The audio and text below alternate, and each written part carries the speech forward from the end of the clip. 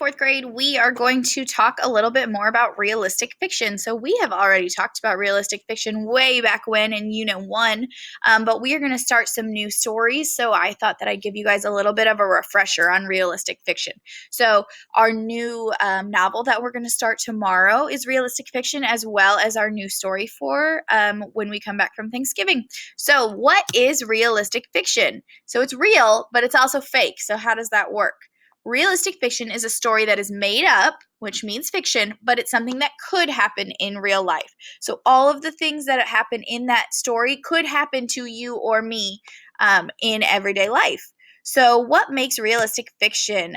It includes characters whose behaviors are realistic, so things that you or me could do. It includes places where characters live that could be real places, and they're often familiar to us. So, if it talks about a town, it's often got things in it that we could relate to. It also includes events and problems that could happen in real life. Some examples of these are Winn-Dixie, books we read, and Tales of a Fourth Grade Nothing. Like I said, our new book, Extra Credit, is also a realistic fiction book.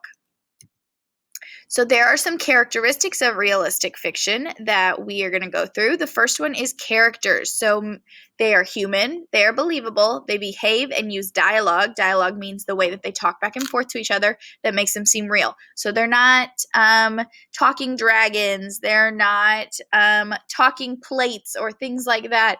All things are real and they are human.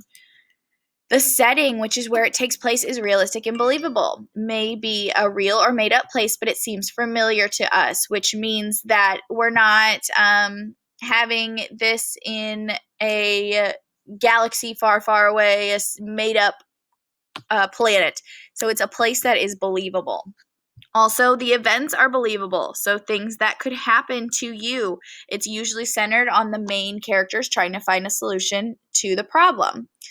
And that leads right into problem and solution. The problems are similar to issues we face in real life. There are realistic solutions to each problem that help drive the plot. So it's problems that you might encounter, that I might encounter. So whether it's problems with school, problems with home, problems with friends, different things that we might go through in real life are problems that happen in these realistic fiction books. There's also a theme. We know a theme is a message or lesson that the author is trying to teach us. So this is something that we could learn from, something that relates to our life and works with our life.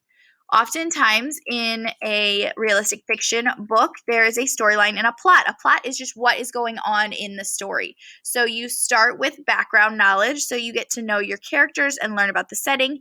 Then there's something called a rising action, so it climbs up higher. We have the story mountain here to show us. The rising action is the main events that lead up to the problem. The climax is where we find the main problem of the story. This is when the biggest action happens and changes the course of the story. Then the falling action is how the problem gets solved, and the solution and conclusion is when the problem is solved. So keep those things in mind when we are talking about realistic fiction. Keep in mind your characters, keep in mind your plot, your setting, your dialogue, your theme, the mood of the story, how the author's trying to make you feel. All of those things are parts of realistic fiction.